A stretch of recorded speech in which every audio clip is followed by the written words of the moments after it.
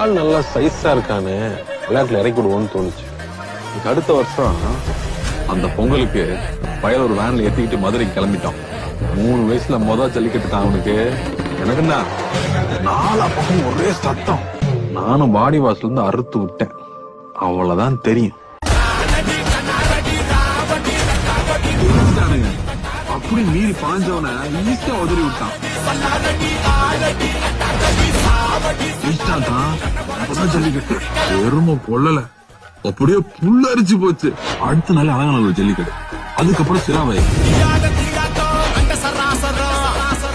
ஒருத்தனெல்லாம் அஞ்சாத்துல பறக்க விட்டான்.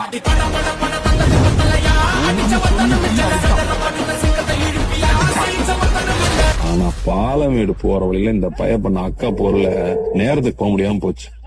அதுக்காக அடுத்த வருஷம் பூரா அவருக்கு செம்ம ட்ரைனிங். நம்மால என்ட்ரிக்கு அங்க அனௌன்ஸ்மெண்ட் கலக்கி விட்டானுங்க.